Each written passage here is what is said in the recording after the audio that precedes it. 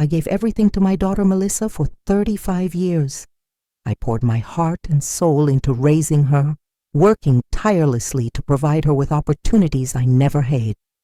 I nursed her through childhood illnesses, paid for her education through law school, and celebrated every milestone in her life as if it were my own greatest achievement. But the day I told her I had cancer and needed a place to stay temporarily, her first response was to suggest a budget nursing home. "We just don't have the space or time, Mom," she said, her voice cold and distant. Her husband James nodded in agreement, adding that they couldn't be expected to shoulder the burden of my care. That was the moment I stopped swallowing my pride. I refused to be the mother who got stepped on any longer. I was going to stand up for myself. What they didn't know was that beneath my modest teacher's wardrobe and simple lifestyle, I was worth over $30 million. And this time, I would make sure Melissa realized that the price of betraying the woman who raised her was far greater than she could ever imagine. I had just gotten home from my doctor's appointment when I called Melissa. The diagnosis still felt surreal. Stage 2 breast cancer. Treatable, the doctor had assured me, but I would need surgery followed by radiation. My small ranch house had suffered severe water damage from the recent hurricane, making it uninhabitable during repairs. I needed somewhere to stay for a few months while undergoing treatment. "Melissa, honey," I said, trying to keep my voice steady. "I've got some difficult news." There was a pause on the other end. "What is it, Mom?" "I'm actually heading into a meeting in 5 minutes. I took a deep breath. "I've been diagnosed with breast cancer." The silence that followed lasted only seconds, but it felt like an eternity. "Oh my God," she finally said, her voice dropping to a whisper. "Are you sure?" I explained the diagnosis, the treatment plan, and finally my housing situation. "I was hoping I could stay in your guest room for a few months while I undergo treatment. The insurance company says it'll take at least that long to repair the water damage." "Stay with us?" Melissa's voice immediately tensed. "Mom, you know we're incredibly busy. James is up for partner, and I've got the Westfield case going to trial. Our guest room is basically James's home office now." I could hear muffled voices. She was covering the phone to speak with someone. James, most likely. "Mom," she continued, "have you considered a care facility? There's a decent one near Ridgewood that accepts Medicare. James's colleague's mother stayed there during her recovery from hip surgery." My heart sank. I was 65, not 95. I didn't need a nursing home. I needed my daughter's support during the most frightening time of my life. What Melissa didn't know, what I had carefully hidden from her, was that I wasn't just Linda Thompson, retired high school English teacher living on a modest pension. 20 years ago, I had co-founded a software company that revolutionized medical record systems. When we sold it to a tech giant, my share was just over $30 million. I had made a decision back then to keep my wealth private. I wanted Melissa to develop a strong work ethic, to value education and perseverance over easy money. Perhaps I had been wrong. Perhaps I had created a daughter who saw me as nothing more than a middle-class burden, someone whose illness was an inconvenience to her carefully curated life. "A care facility," I repeated, the words tasting bitter in my mouth. "Melissa, I have cancer. I'm not incapacitated. I just need a place to stay while my house is being repaired." "Mom, be realistic," she replied, her voice taking on that lawyerly tone she used when building an argument. "You're going to need care after surgery. James and I work 14-hour days. We can't be responsible for driving you to appointments or helping with recovery." I heard James's voice in the background. Then Melissa covered the phone again. When she returned, her voice was firmer. "James thinks, we both think, that you should have planned better for retirement. Didn't you set up a rainy day fund? What about your teacher's pension? Surely there must be some provision for temporary housing." My fingers tightened around the phone. My pension covers my normal living expenses, Melissa, not cancer treatment, co-pays, and temporary housing during a natural disaster. Well, that's poor planning, isn't it? James had apparently taken the phone. Linda, with all due respect, you can't expect us to upend our lives because you didn't prepare adequately for emergencies. That's not fair to Melissa or me. I heard Rachel, James's mother, chime in from somewhere in their house. Honestly, Linda should have invested better. I made sure James had a trust fund from the moment he was born. That's what responsible parents do. The three of them were together, I realized, probably having one of their Sunday brunches where they discussed their important lives and connections. And now they were discussing me like I was a problem to be solved, not a mother facing cancer. I'm not asking to move in permanently, I said, struggling to keep my voice level. Just until my treatment is complete and my house is repaired. Mom, Melissa cut in. We're trying to start a family. The fertility treatments are expensive, and we're already stretched thin with the new house mortgage. We simply can't take on another expense right now. Another expense. That's what I had become. I see, I said quietly. Well, I wouldn't want to be a burden. It's not that you're a burden, Melissa backpedaled, though her tone suggested otherwise. It's just not practical. Look, I'll email you the information for Ridgewood Care Center. They have monthly rates that are quite reasonable. After we hung up, I sat in my water-damaged living room surrounded by the musty smell of wet drywall and the remnants of the life I'd built. 35 years of motherhood, and this was what it amounted to. Being directed to a discount nursing home because my presence was inconvenient. What Melissa didn't know was that I had already received a call from her bank. As a major silent investor, I was notified when significant accounts showed signs of distress. Melissa and James were 3 months behind on their mortgage payments. Their stretched, thin finances weren't due to fertility treatments. They were drowning in debt from living beyond their means. I could have paid off their house with the interest from one of my investment accounts. But now, I wasn't sure I wanted to. That evening, I made a call to an old friend, Richard Keller, my former business partner and the only person who knew about my financial situation. They suggested a nursing home, Rich, I said, still in disbelief. My own daughter. Richard's sigh carried through the phone. I warned you about this, Linda. You've been playing the role of struggling teacher for so long that everyone, including Melissa, believes it's the truth. I wanted her to have values, I defended, to understand that life isn't handed to you on a silver platter. And instead, you raised someone who thinks it's acceptable to abandon her mother during a health crisis, Richard replied bluntly. It's time to stop the charade, Linda. You have cancer, for God's sake. The next morning, I called my wealth management team. By afternoon, I had leased a luxury apartment in the city's most prestigious building, ironically, just 3 blocks from Melissa's law firm. I arranged for a private oncologist, Dr. Michael Chen, who happened to be an old colleague from my tech days before he returned to medicine, Linda Thompson, Michael said warmly when I arrived for my consultation. The woman who revolutionized medical records and then disappeared into obscurity.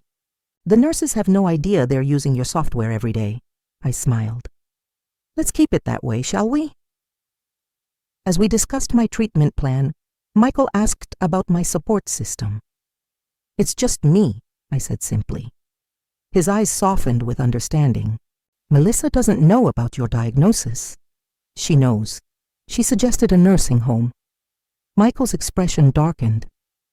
The daughter you put through Harvard Law? The one whose wedding at the plaza you secretly funded? I nodded, the pain still fresh. The very same. Well, he said, closing my file, then we'll be your support system, my team and I. Over the next few weeks, as I settled into my new apartment and began treatment, I found myself reflecting on the choices that had led me here. I remembered the early days of our software company, working 18-hour days, coding until my fingers cramped, all while raising Melissa as a single mother after her father died. When we sold the company, I could have moved us to a mansion, bought luxury cars, taken extravagant vacations. Instead, I invested the money, lived modestly, and focused on giving Melissa a normal childhood.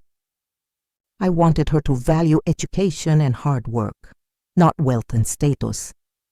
But somewhere along the way, perhaps when she met James in law school, perhaps when she started spending time with his status-conscious family, Melissa changed.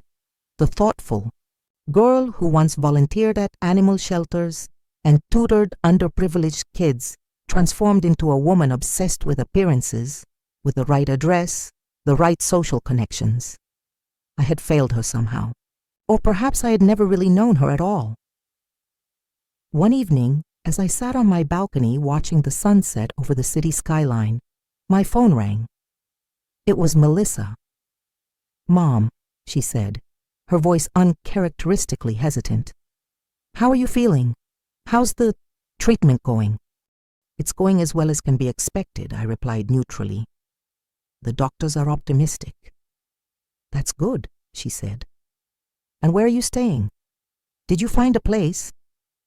I paused, considering how much to reveal. "Yes, I found somewhere suitable." "Oh, good." Another pause. "Listen, Mom, I've been thinking, maybe we were a bit hasty the other day.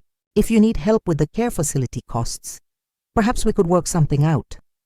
There it was.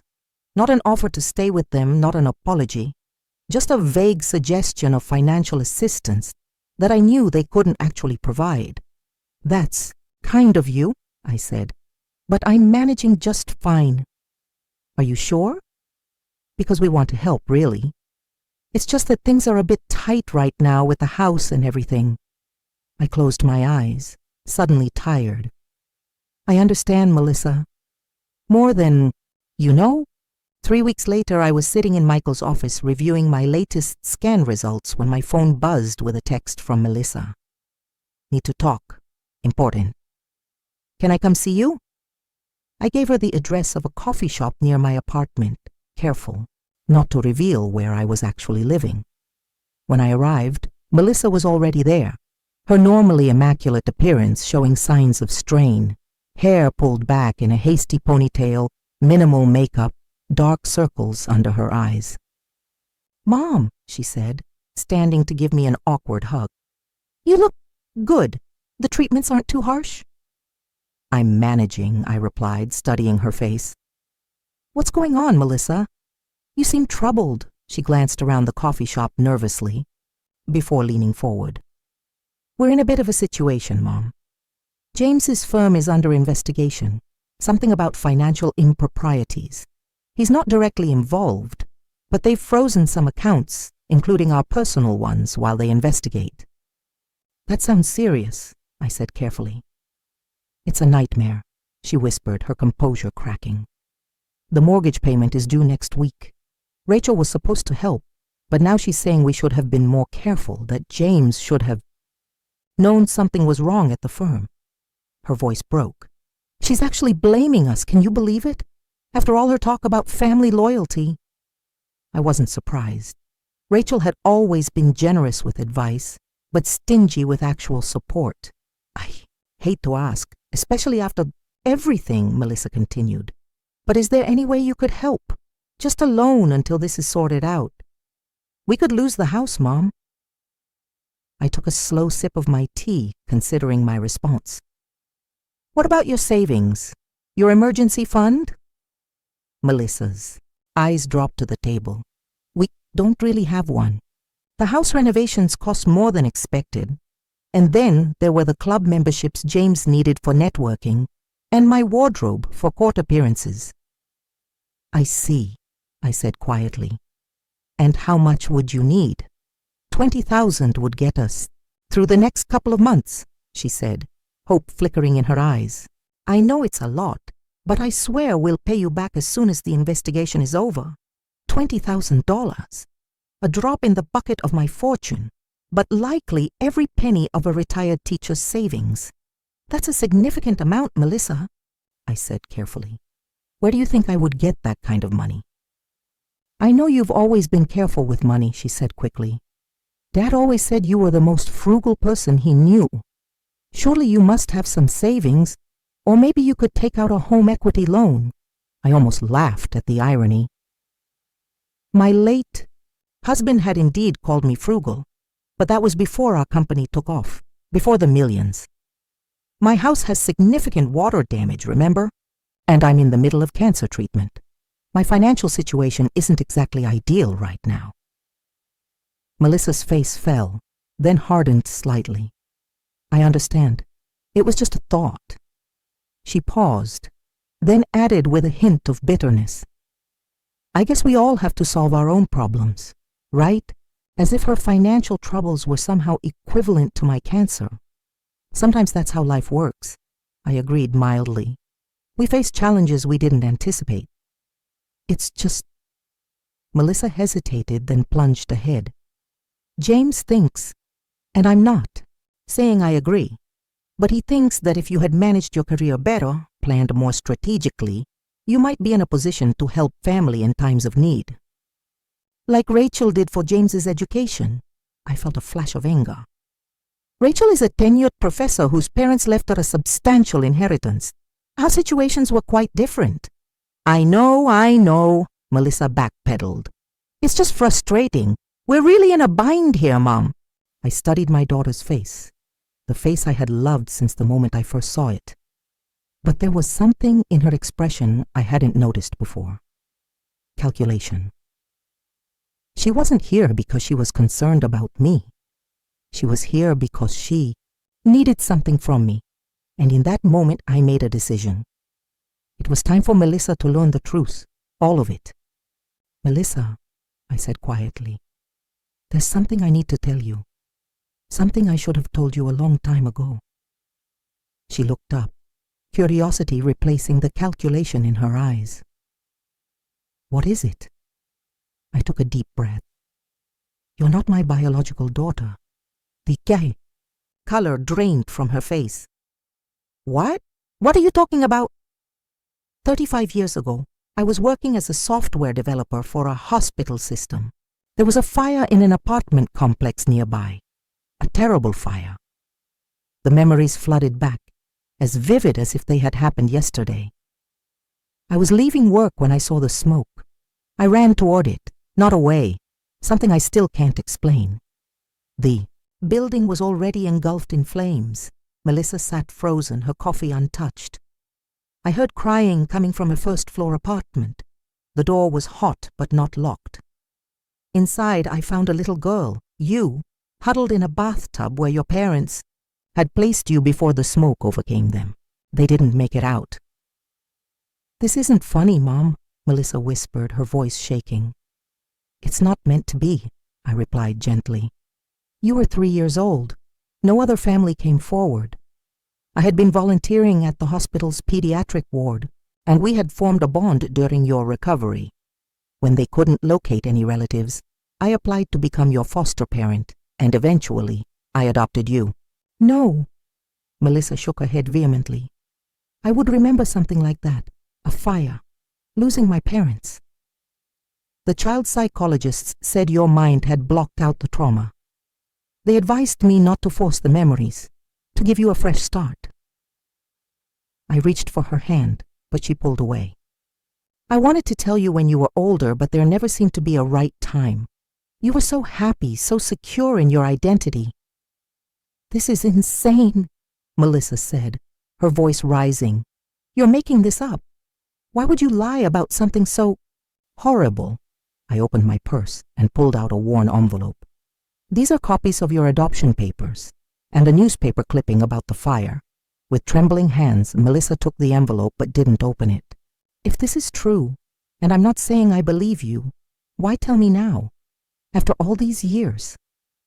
"Because you need to understand something important," I said, my voice steady, despite the emotion threatening to overwhelm me. "I chose you, Melissa. When I found you in that bathtub, I was a 30-year-old single woman focused on my career. I had no plans for children. But from the moment I carried you out of that burning building, You became my purpose. Tears welled in my eyes, but I continued. I restructured my entire life around you. I turned down promotions that would have required travel. I worked from home whenever possible. Every decision I made was with your well-being in mind. Melissa stared at the envelope, still unopened in her hands. Your biological parents were immigrants. The little they had was destroyed in the fire. There was no inheritance waiting for you, no trust fund, no safety net. Everything you've had in life, your education, your opportunities, came from my work and my choices. Why are you telling me this now? Melissa repeated, her voice hollow. Because you and James seem to think I owe you financial support as some sort of parental obligation. I want you to understand that whatever obligation I have to you comes from love, not biology. I chose to be your mother when I could have walked away. Melissa's face hardened. So that's it? You're not my real mother, so you don't have to help me. Is that what this convenient revelation is about? The unfairness of her response stung. That's not what I'm saying at all. Isn't it? She snapped, suddenly angry. You dropped this bomb on me when I asked for help. Was I just some charity case to you? Some good deed that made you feel better about yourself? Melissa, no. Did you resent me? Is that why you never gave me the things other kids had? Why we lived in that tiny house where my friends had pools and playrooms? I felt a flash of anger. I gave you everything that mattered. A stable home, a good education, love. But not the truth, she said bitterly. Never that. She stood abruptly, grabbing her purse. I need to process this. I can't talk to you right now. Melissa, please. But she was already walking away, the envelope clutched in her hand, leaving me alone at the table with an untouched cup of coffee and the weight of a truth finally spoken. I didn't hear from Melissa for 2 weeks. My calls went straight to voicemail, my texts unanswered. I focused on my treatment, grateful for Michael's steady presence and the support of the medical team he had assembled. The radiation left me exhausted, but the prognosis remained positive. Then one evening, as I was resting in my apartment, Richard called. Have you seen it? He asked, without preamble. Seen what? Melissa's podcast. It's gone viral, Linda. My stomach dropped. What podcast? Richard sighed heavily. It's called The Adoption Deception. She's telling your story, or rather, her twisted version of it. She's painting herself as the victim of a lifelong lie, and you as, well, it's not flattering. With shaking hands, I opened my laptop and found the podcast. Melissa's voice filled my living room, passionate and wounded. Imagine discovering at 38 that your entire life has been built on a lie, she began. That the woman you called mother kept the most fundamental truth about your identity hidden from you. Not for your protection, but for her convenience. I listened, in horror as Melissa spun a narrative that bore little resemblance to reality. In her telling, I had adopted her as a status symbol, a way to appear charitable while actually resenting her presence in my life. She claimed I had deliberately kept her in the dark about her origins to maintain control, that I had withheld affection and support to punish her for being an inconvenience. When I needed her most, Melissa's voice cracked with emotion. When my husband and I faced financial hardship, she revealed the truth, that I wasn't really her daughter, as an excuse to withhold help. I chose you, she said, as if I should be grateful for the basic necessities she provided, as if love were a gift she could withdraw at any time, not a commitment. The comments section was filled with outrage on Melissa's behalf. Listeners called me manipulative, cold, unfit to be a mother. Some even suggested I had fabricated the adoption story to avoid financial responsibility. My phone began ringing with calls from unfamiliar numbers, journalists, podcast hosts, people who had heard of Melissa's story and wanted my side. I declined. Them all. The next day, I received a text from James. Melissa is devastated by your betrayal. If you had any decency, you would publicly apologize and help your daughter in her time of need." I almost laughed at the audacity. They had refused to help me during cancer treatment, but I was expected to bail them out of financial troubles they had created themselves. That evening, Michael came by to check on me after hearing about the podcast. "You need to fight back," he said firmly. "Melissa is destroying your reputation based on lies." "They're not all lies," I said quietly. "I did keep the truth from her. Maybe that was wrong." "You saved her life," Michael countered. "You gave her everything. And now she's trying to monetize her trauma while you're fighting cancer. It's despicable," I sighed, feeling the weight of decades of choices. "I just wanted to protect her. And now, who's protecting you?" Michael asked gently. The next morning I received an unexpected visitor. Rachel, James's mother, stood at my door, her expression a mixture of curiosity and disdain. "So this is where you've been hiding," she said, taking in my luxury apartment, with obvious surprise. Not exactly what one would expect from a retired teacher. "What do you want, Rachel?" I asked tiredly. "I want to understand what game you're playing," she replied, stepping inside uninvited. "Melissa is distraught. James says their marriage is suffering. And here you are, living in one of the most expensive buildings in the city while claiming you can't help your own daughter." I felt a surge of anger. "Did you come to help me when I was diagnosed with cancer? Did you offer your guest room when my house was damaged? No. You suggested a discount nursing home." Rachel had the grace to look momentarily abashed, but quickly recovered. "That was different. We didn't realize how serious cancer, Rachel. Cancer is always serious." She waved a dismissive hand. "You seem to be doing fine now. Surprisingly fine, given your supposed financial limitations." Her eyes narrowed. "Where did all this come from, Linda? What aren't you telling us?" I considered my options. I could continue the charade, but for what purpose? The truth was already unraveling. "I co-founded MediSync Software," I said simply. "We sold the company 20 years ago. I've been living off the proceeds ever since." Rachel's jaw dropped. MediSync? The medical record system? That was a multi-million-dollar acquisition. $30 million to be exact, I confirmed. "My share, anyway.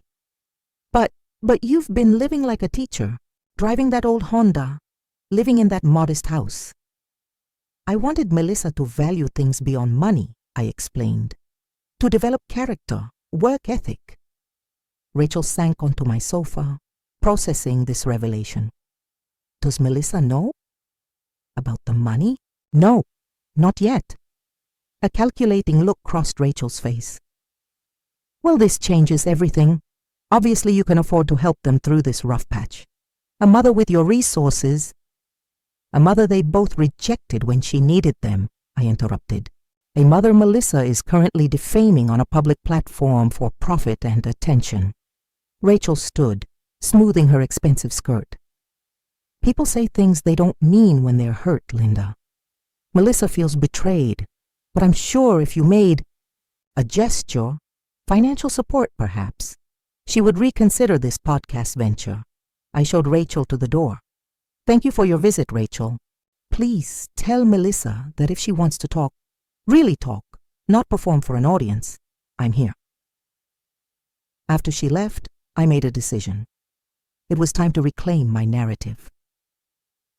The next day, I contacted a respected journalist I had known during my tech days, someone with integrity and a large platform. I offered her an exclusive, the real story behind the adoption deception.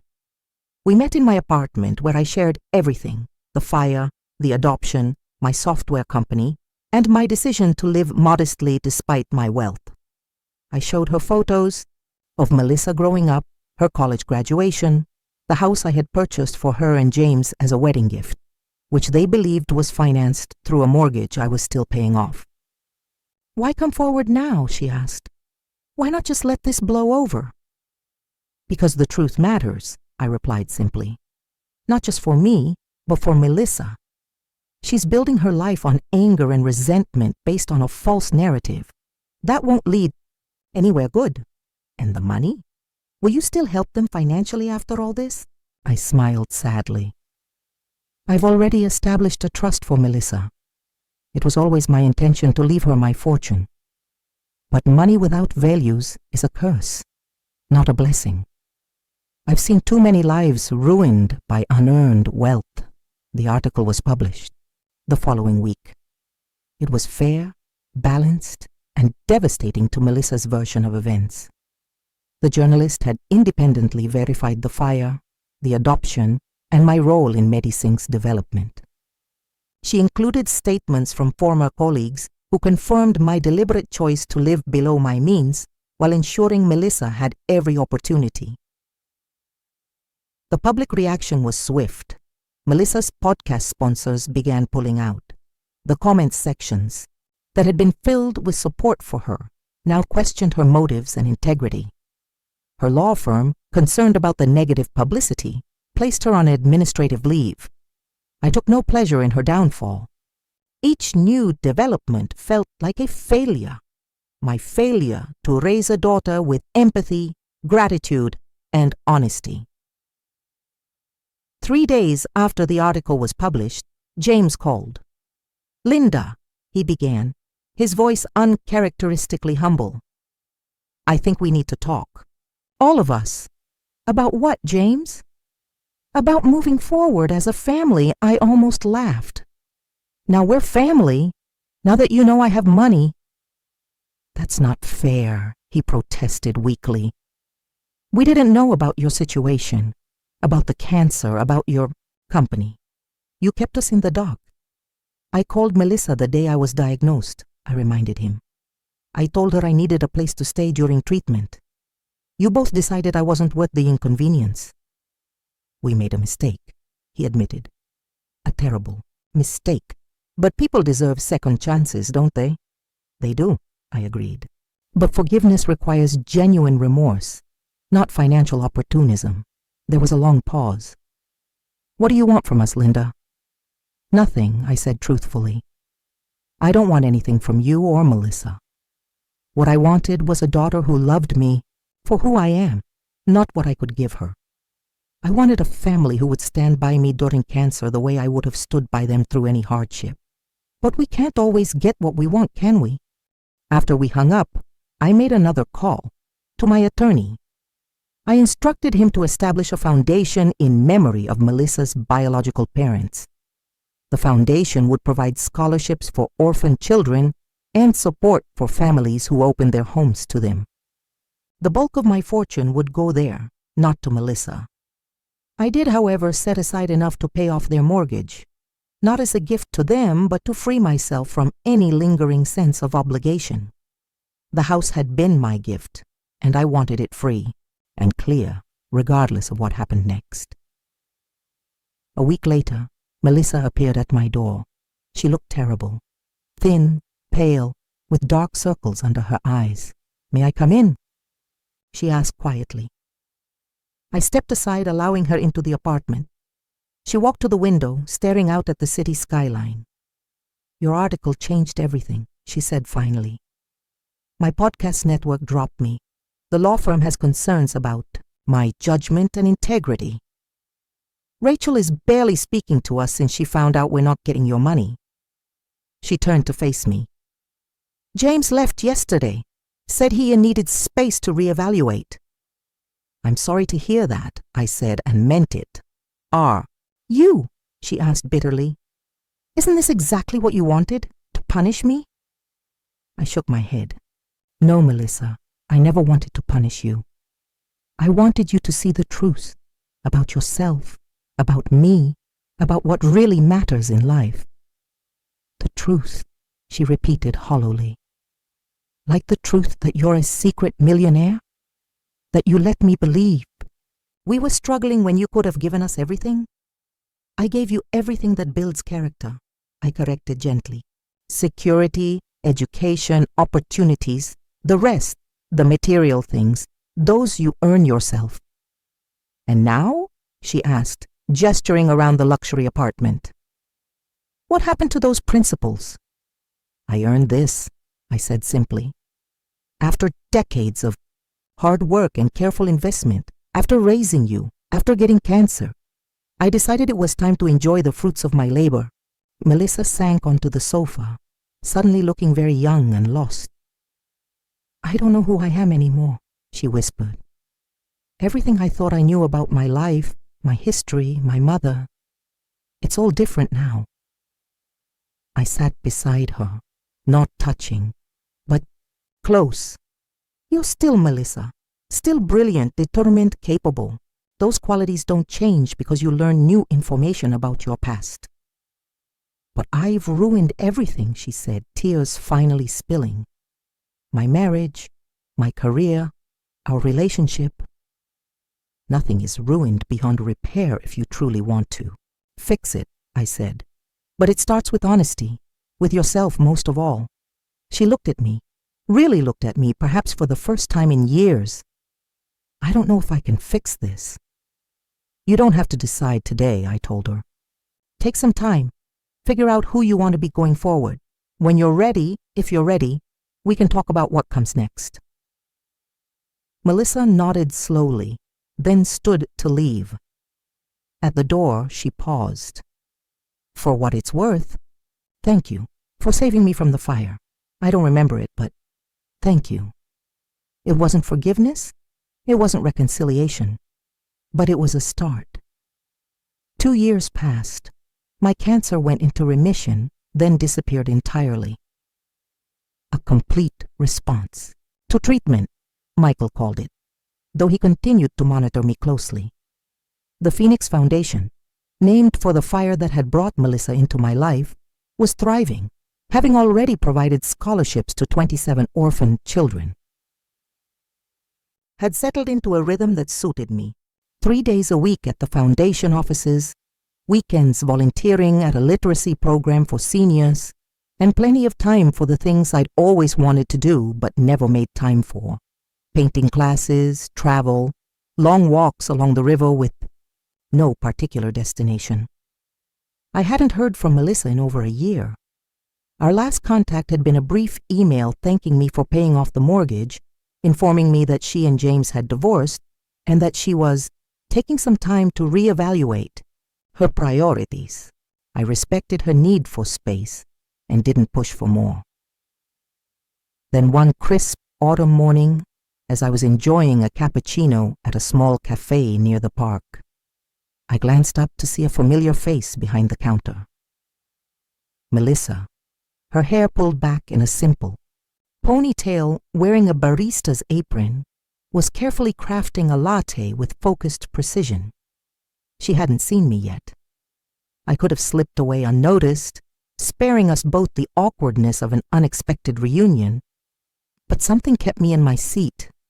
Curiosity, perhaps, or the simple human desire for connection. When she finally turned and saw me, her eyes widened in surprise. For a moment she seemed frozen in place. Then with a small nod to her coworker, she untied her apron and made her way to my table. "Mom," she said softly, the word hanging between us like a question. "Hello, Melissa," I replied. "You look well." She glanced down at her simple outfit and laughed, a genuine laugh I hadn't heard in years. "I look like a barista, which is exactly what I am these days." "It suits you," I said, and meant it. There was a calmness about her that had been missing. "Before, a groundedness, may I?" she asked, gesturing to the empty chair across from me. I nodded and she sat, her hands folded neatly on the table. "I've been wanting to call you," she began, "but I wasn't sure if you'd want to hear from me after everything." I would have welcomed it, I said simply. She nodded, accepting this. "I've been doing a lot of work on myself. Therapy, support groups for adult adoptees, trying to understand why I reacted the way I did." "And have you found any answers?" "Some," she said thoughtfully.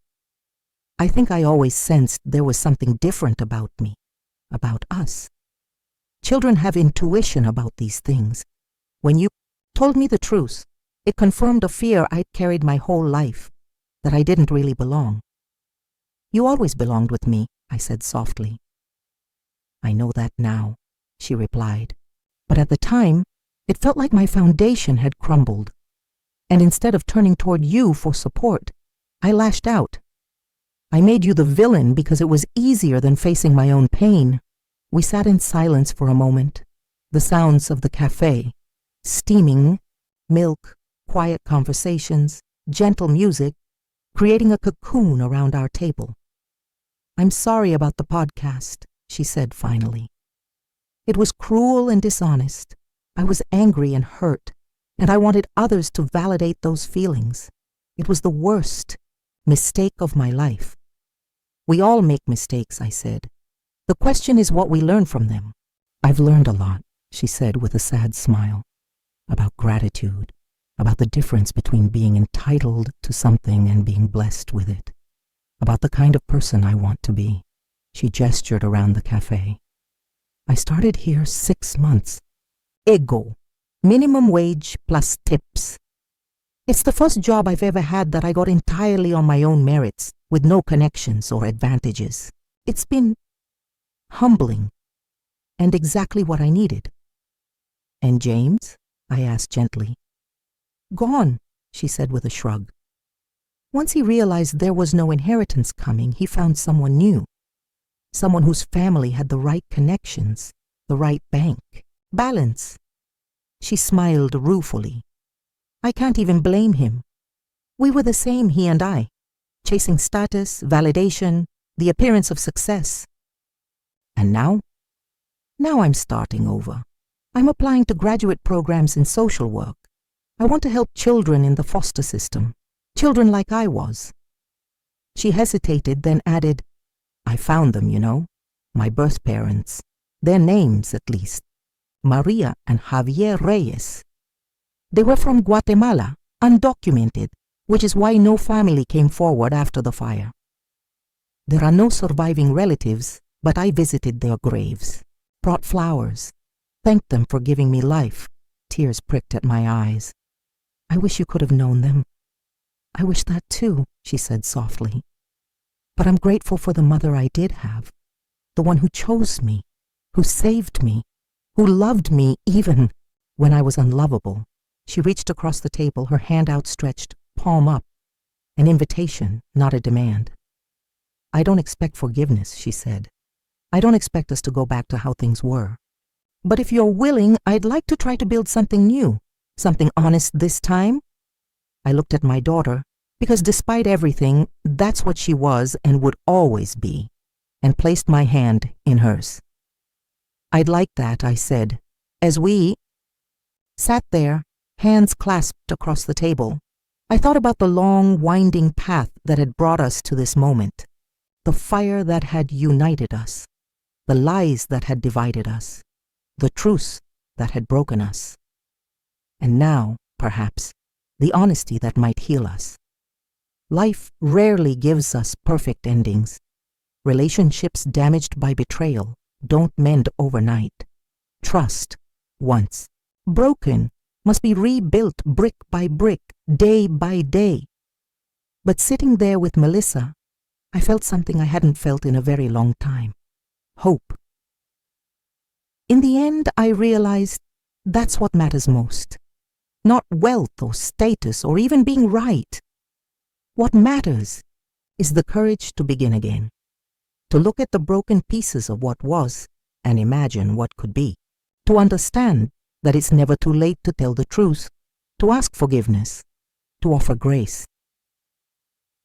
I had spent decades protecting Melissa from pain, only to discover that some pain is necessary for growth. Some truths, however difficult, must be spoken. Some journeys, however arduous, must be taken. And sometimes, the family we build from the ashes of what was lost is stronger than what we had before.